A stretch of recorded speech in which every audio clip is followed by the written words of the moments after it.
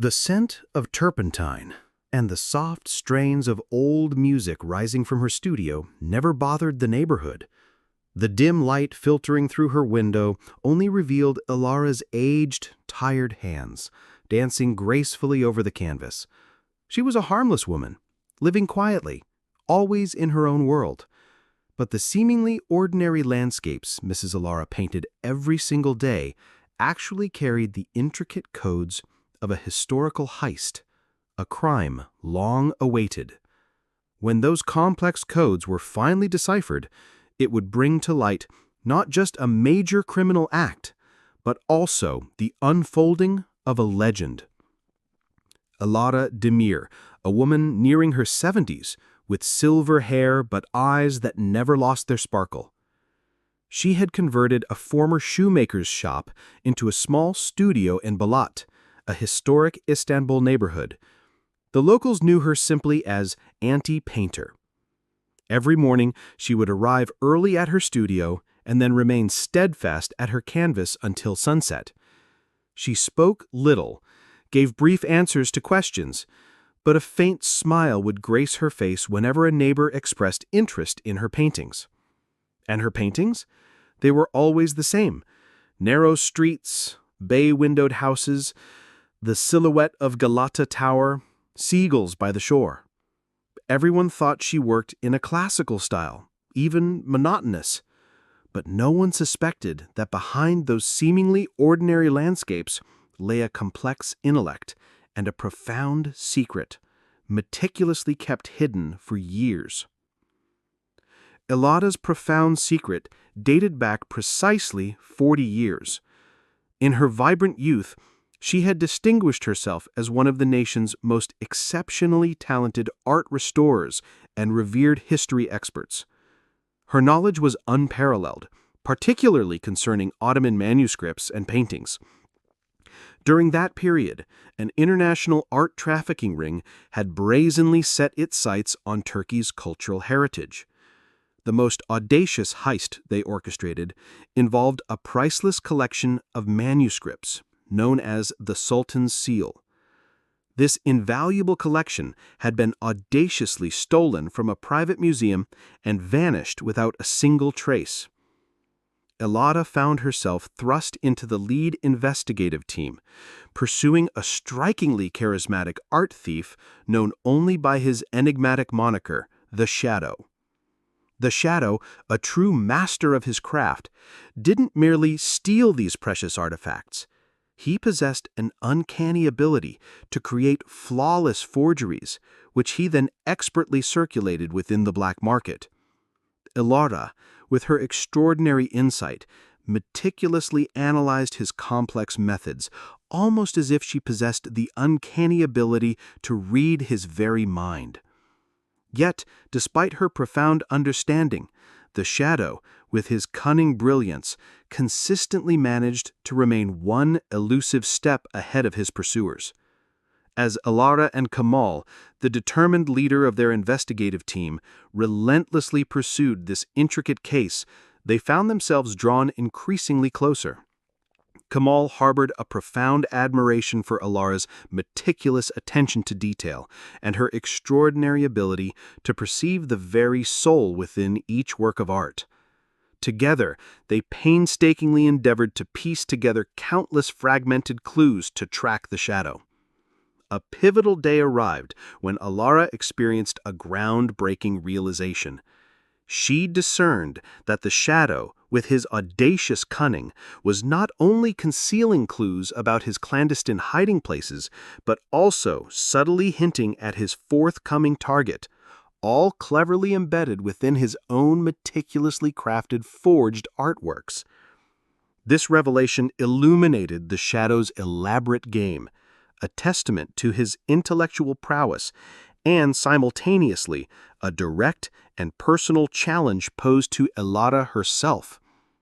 Elara, brimming with excitement, emphatically conveyed to Kamal that this intricate detail was undoubtedly a cipher, a unique signature stroke laden with profound art historical references, unequivocally pinpointing the Shadow's imminent objective. Kamal, initially skeptical, dismissed it as a mere pattern. But Elara, with unwavering conviction, reiterated that this distinct mark was indeed the shadow's unmistakable signature, unequivocally guiding them toward their next target. Ilara's theory proved to be astonishingly accurate. Through the intricate clues meticulously hidden within the forgeries, they uncovered the Phantom's next audacious target, the revered British Museum. However, the Phantom, cunning as ever, had not only anticipated their discovery, but had also meticulously laid a devastating trap. The subsequent operation at the museum spiraled into a catastrophic failure. The Phantom, displaying his unparalleled foresight, consistently managed to remain one critical step ahead, utilizing explosives, intricate escape tunnels, and a flawlessly executed distraction. David, in a valiant attempt to shield Elara, tragically lost his life right before her very eyes in the ensuing shootout. Traumatized and grief-stricken by the sudden brutal loss of the man she loved, Elara, in that agonizing moment, once again lost the Phantom's elusive trail. The horrific incident sent shockwaves across the entire nation, yet instead of being hailed as a hero, Elara found herself unjustly accused of negligence in the investigation. Crucial evidence was deliberately tampered with, and Elara's groundbreaking theories regarding the deciphering of the Phantom's clues were summarily dismissed as utterly irrational. Ostracized from the prestigious art world, her once unblemished reputation irrevocably tarnished, and her heart shattered and profoundly alone, she made the agonizing decision to abandon her entire life. She painstakingly changed her name, sought refuge in the quiet, historic neighborhood of Notting Hill, and was thenceforth known only as Mrs. Finch, the painter, meticulously burying her profound secret within the silent confines of her brushes and canvases. Years cascaded, flowing silently like the currents of the Thames. Elara, for a long time, had wholly devoted herself to painting, employing the quiet discipline of art as a bulwark against the harrowing memories of her past. That is, until that fateful day. A priceless Roman-era sculpture, the bust of the British Emperor, was brazenly stolen from one of London's most revered institutions, the Victoria and Albert Museum. News of the audacious heist reverberated everywhere, dominating every headline. The police were left utterly baffled, and the public gripped by a palpable sense of anxiety. The incident bore an unsettling, almost chilling resemblance to the Royal Seal heist that had occurred exactly 40 years prior. As Elara listened intricately to the unfolding news, her hand, poised with her brush, suddenly froze mid-air. A profound stir, a disquieting tremor awakened deep within her. Could this truly be happening again? Could this be anything more than a grim coincidence? The Phantom was dead, wasn't he? Yet this uncanny resemblance, it was far too striking to ignore. Elara questioned if this unsettling similarity could indeed be a mere coincidence. However, 4 decades of unparalleled experience and her extraordinary ability to delve into the very psyche of the Phantom unequivocally signaled that this unfolding situation transcended the realm of mere chance. The devil, as the saying goes, truly resided within those intricate particulars. Reports emanating from the museum unequivocally stated that the police had unearthed absolutely no discernible clues, exactly like the Phantom. Driven by an insatiable need for answers, Elara reached for her old, leather-bound art history books from her personal library, gravitating particularly towards those delving into the enigmatic realms of cryptography and symbolism. Her mind, a vast archive of past encounters, meticulously revisited the Phantom's earlier, intricate games, his habit of leaving a cryptic message. Elara managed to procure high-resolution photographs of the stolen artifact, the revered bust of the British Emperor sculpture, through online sources. As she meticulously examined the images, a profound sense of unease tightened its grip around her heart. Within one of the intricate patterns adorning the statue, she discerned a minute, almost imperceptible anomaly. It was a minuscule scratch or mark, seemingly added with a delicate brushstroke, conspicuously absent from the statue's original design. This mark was not a map, nor was it a simple symbol. Yet in Elara's mind, an instantaneous, profound connection materialized. This anomaly bore an uncanny, striking resemblance to that tiny, signature-like detail the Phantom had habitually left within his meticulously crafted forgeries of yesteryear. It was, unmistakably, a signature stroke.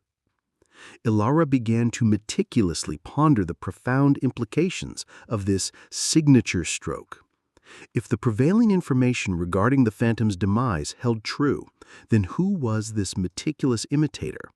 Or was the seemingly impossible true? Was the Phantom still alive? This unsettling question abruptly reawakened all the dormant traumas that had lain suppressed for years. If the Phantom truly lived, she might finally seize the long-awaited chance to avenge David, to bring about the justice she so desperately craved. But this was a perilous game, fraught with immense risk. Elara, now merely a solitary painter, found herself unable to trust anyone, not even the very police who had once dismissed her. The searing betrayal and profound ostracization she had endured in the past inexorably pushed her on to this solitary path. She resolved to track the Phantom using her own singular methods, harnessing the power of her art and her formidable intellect, just as in the old, tumultuous days. Elara possessed an intimate, almost intuitive understanding of the Phantom's operational principles. He was not merely driven by the allure of financially valuable artifacts. His targets invariably included rare pieces imbued with profound symbolic meaning and significant art historical importance.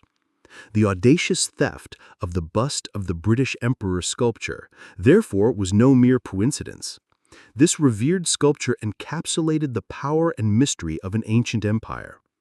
Elara was unequivocally convinced that the Phantom had absconded with this artifact, meticulously concealing it elsewhere, intending to integrate it into a far more intricate and expansive plan.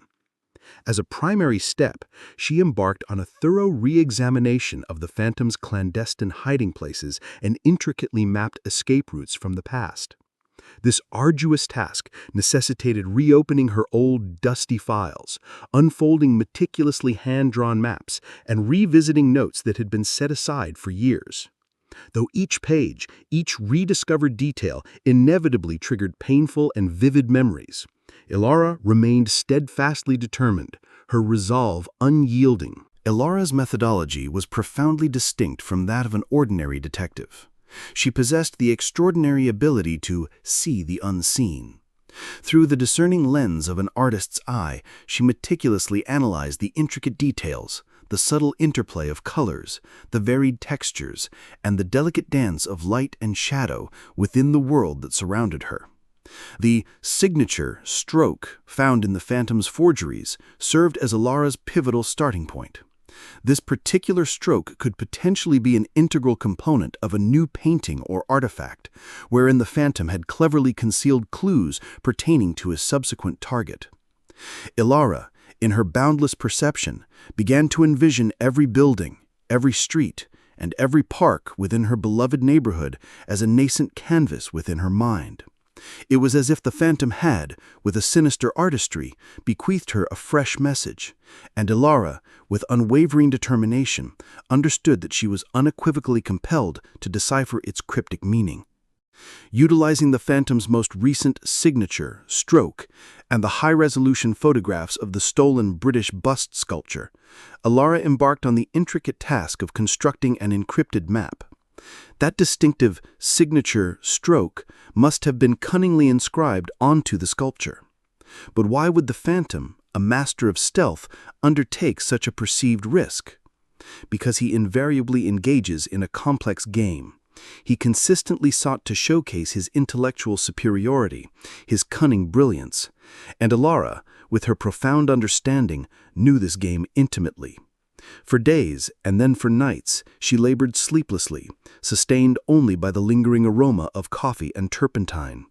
Not a single detail within the neighborhood escaped her vigilant observation. Then, one day, her gaze snagged on an old dilapidated billboard affixed to a wall. The letters adorning the billboard bore an uncanny resemblance to the very script found in the Phantom's old handwritten notes. Was it a mere coincidence? Or was the Phantom, against all odds, truly in Notting Hill?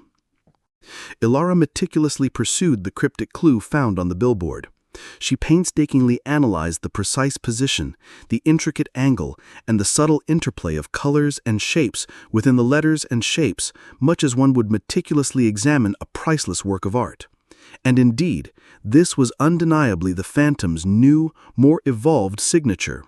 It was more subtle, less overtly conspicuous, yet chillingly familiar.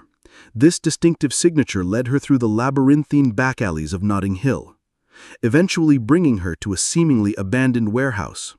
From its exterior, it appeared utterly ordinary, clearly unused for years. However, a small, unassuming symbol meticulously etched above its door instantly sent a jolt of recognition through Elara's mind. This was an ancient symbol, unmistakably belonging to the Phantom. He had left this very symbol within his final message to her, following the traumatic museum confrontation. The message, etched in her memory, echoed, "I will be here, waiting for you." Inside the warehouse, Elara's sharp eyes swiftly scanned the entire area. As her instincts had warned, the bust of the British Emperor was nowhere to be found. This location served merely as a rendezvous point, a coded sign. The unsettling sketches and cryptic notes scrawled across the walls unequivocally indicated that the Phantom was meticulously orchestrating a grander, more sinister plan. And with a chilling certainty, Elara's most profound fear was realized. The Phantom had not perished. He had been meticulously hiding all these years, ingeniously adopting a new name, a meticulously crafted new identity. Precisely like Elara herself. Yet the Phantom's consuming obsession remained unyielding, immutable. Works of art, and, inextricably linked, Elara. As Elara scrutinized the ominous notes, a familiar name emerged from within their cryptic depths: Lord Alistair. He was the city's most revered art collector, simultaneously the museum's most significant patron, a man of striking charisma and profound mystery. Elara had, on a few prior occasions, encountered Lord Alistair in social settings. Everyone universally acknowledged him as a philanthropic art lover, a benevolent patron of culture. Yet a seed of profound doubt instantly sprouted in Elara's heart. Could Lord Alistair, the esteemed patron, truly be the Phantom? This audacious deception would no question represent the Phantom's most cunning game, the predator, cleverly concealed in plain sight, directly before his unsuspecting prey, having meticulously garnered the trust of all. Elara commenced a meticulous scrutiny of Lord Alistair's public images. Her attention, sharp and unyielding, honed in on the minute details: his distinct handwriting, his subtle mannerisms in speech, his precise body language.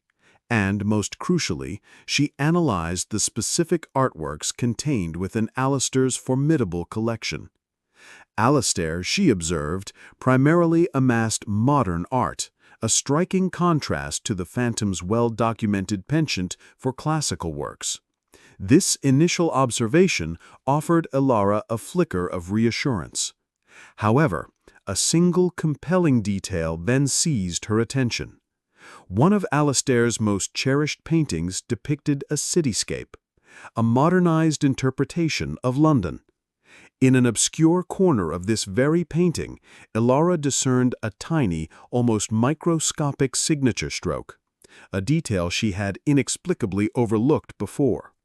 This mark bore an uncanny, chilling resemblance to the signature stroke she had previously observed in the Phantom's antiquated forgeries and, unsettlingly, in the photograph of the British bust. Yes, the terrifying truth now crystallized. The Phantom was, in fact, Lord Alistair. Her heart pounded with a ferocious intensity. It seemed impossible that he could have remained so meticulously hidden, so intimately close for such an extended period.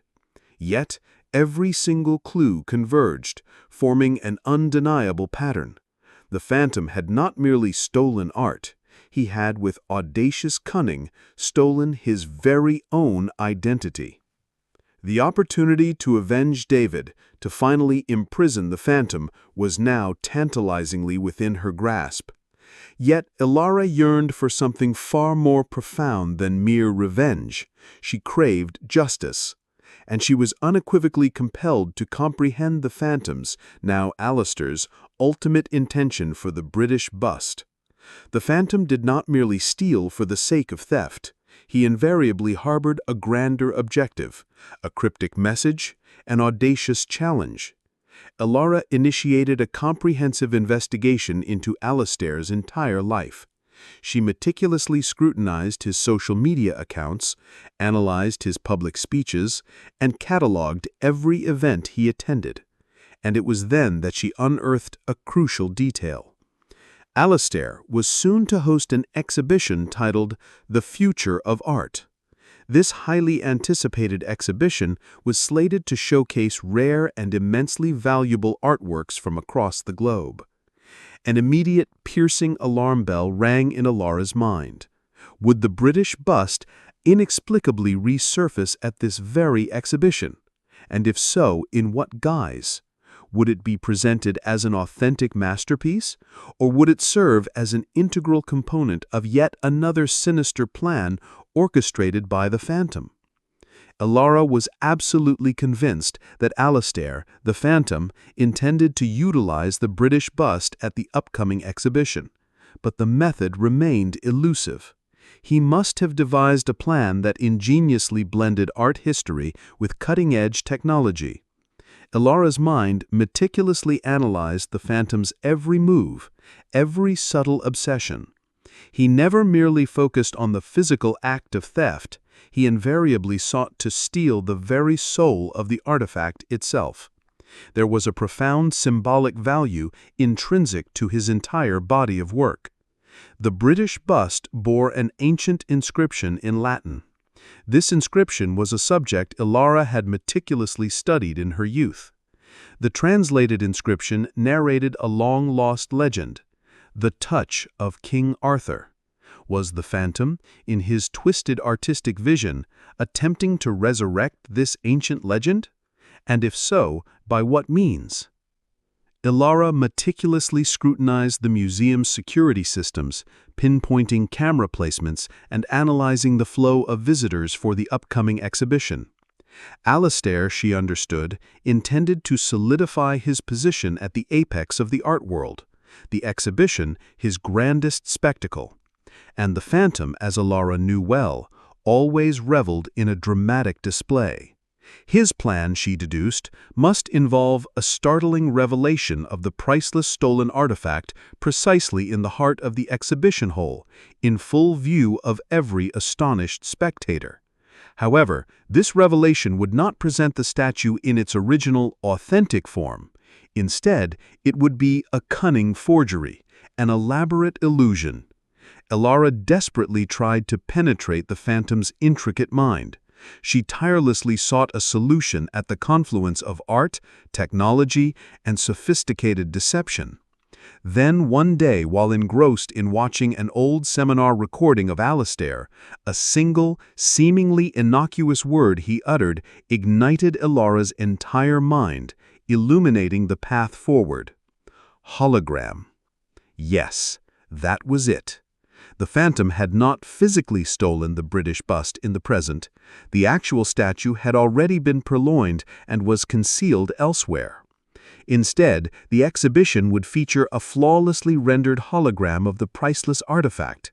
And that sophisticated hologram, at a predetermined moment, would broadcast a message, a voice from the phantom himself. Perhaps it would be a chilling manifesto, an audacious confession. This, Elara realized, would be the irrefutable proof she had relentlessly searched for all these long years. But who in their right mind would ever believe her? Elara's sanity might very well be questioned. The police might dismiss her as just a lonely woman lost in her artistic fantasies. She understood, with chilling clarity, that she had to secure the proof herself. As the night of the exhibition finally descended, the museum was ablaze with dazzling lights, a beacon of cultural grandeur. London's elite, renowned art collectors, and esteemed officials, everyone of importance was present. Lord Alistair, positioned at the very center of the opulent hall, exuded charm, greeting guests with his characteristic charismatic smile. No one among the unsuspecting crowd could have possibly guessed that this celebrated figure was, in truth, the world's most perilous art thief. Elara, expertly disguised as an ordinary visitor, her hand clutching a discreet art catalogue, seamlessly blended into the elegant throng. Her vigilant eyes, however, ceaselessly scoured the vast hall, searching for Alistair, and, more crucially, for the elusive hologram system. The museum's towering ceilings, its intricately designed lighting systems, all were meticulously perfect for supporting this elaborate illusion. Elara felt an inexplicable inner voice guiding her, a profound intuition. It was as if David's enduring spirit was, even now, gently leading her way through the opulent deception. Precisely as Lord Alistair began to prepare for his much-anticipated speech, Elara discerned that minute, almost imperceptible flicker on the sculpture. That was the pivotal moment, the predetermined instant for the hologram to be triggered. Elara, with a steady hand, employed her specialized light pen. This remarkable pen possessed the unique capability to emit light at a particular frequency, rendering the otherwise invisible weak points of holograms discernible. Without attracting any attention from the surrounding crowd, Elara precisely aimed the light at a small, unassuming point located at the base of the glass display case encasing the sculpture. And then, with bated breath, she waited. Alistair could not even complete his words before the distortion on the sculpture grew, expanding visibly. The hologram, with a terrifying slowness, began to flicker violently and ripple uncontrollably. Sounds of astonishment and confusion erupted from the startled crowd. Alistair's carefully constructed charismatic smile abruptly dissolved, replaced with an expression of raw anger and utter bewilderment. Elara, maintaining her composure, did not remove her pen, waiting patiently for the distortion to fully encompass the image. And then, from deep within the distorted sculpture, the phantom's own voice materialized. It was a modulated, digital tone, chillingly clear, as he confessed that the British bust had indeed been stolen, and that what was currently displayed before their very eyes was nothing more than a cunning illusion. He even brazenly uttered David's name, adding with a chilling audacity that he had always read Elara's mind, always remaining one step ahead of her. This, he declared, was his grandest, most personal challenge. Utter panic swiftly consumed the crowd, as the realization dawned upon the spectators that the majestic sculpture was in fact a mere illusion. Shouts and unbridled chaos escalated throughout the hall. Security guards, galvanized into action, rushed towards Alistair, attempting to apprehend him. Alistair, caught completely off guard, stared at Elara, his eyes filled with a terrifying mixture of abject terror and a familiar, profound rage. In Elara's eyes, there was neither triumph nor a thirst for vengeance, only a profound, almost serene calm. It was as if she whispered inwardly, "Game over, Phantom." As security guards successfully subdued Alistair, the police swiftly arrived on the scene. Elara, with unwavering composure, presented all the irrefutable evidence and the Phantom's chilling confession, the precise audio recording, and her detailed analysis of how the sophisticated hologram functioned to the authorities. London's most respected and seemingly benevolent collector was, in truth, a dangerous and elusive criminal who had evaded capture for years. News of the astonishing revelation spread like wildfire across the city. Mrs. Finch the painter, the quiet, unassuming figure, had, in a single, breathtaking moment, transformed into a national hero. Alistair was left with no choice but to confess to all his heinous crimes. He revealed the clandestine locations of all the priceless artifacts he had stolen, including the revered the Royal Seal and the ancient bust of the British Emperor. The vast international art trafficking network, which had operated with impunity for so long, finally crumbled. David's name, long tarnished by false accusations, was finally cleared, his honor restored. Elara, in the public eye, became an undeniable hero, a living legend. She received countless invitations from prestigious museums and esteemed art organizations across the globe. Yet, with a quiet determination, she returned to her humble, small studio nestled in Notting Hill. Fame and glory held no appeal for her. What truly mattered was justice and the enduring memory of David. Elara was no longer merely Mrs. Finch, the painter in the neighborhood. She stood as a living proof of how art and intellect, combined with an unwavering spirit, could decisively triumph over the darkest shadows. Each day, flowers appeared at her doorstep, and people traveled from distant places simply to catch a glimpse of her. Yet Elara remained unchanged. She continued to paint silently, her brushes now conveying not just the familiar streets, but the profound hope and inner peace that had finally blossomed within her.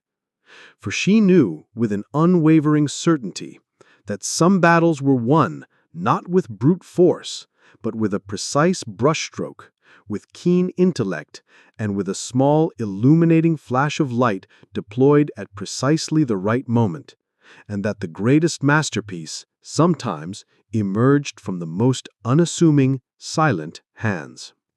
What profound lesson does Elara's extraordinary story impart to us? It reveals where true power truly resides, and it shows us that sometimes the most magnificent heroes patiently await in the quietest, most overlooked corners. Don't you wholeheartedly agree? Please share your thoughts and let us know in the comments below. If you found this story compelling and inspiring, don't forget to hit that like button and subscribe to our channel. Because every single day, we are committed to continuing our journey of discovering the extraordinary strengths hidden behind these seemingly ordinary lives. Where in the world are you watching from? Drop a comment below. We genuinely love hearing from our amazing viewers around the globe.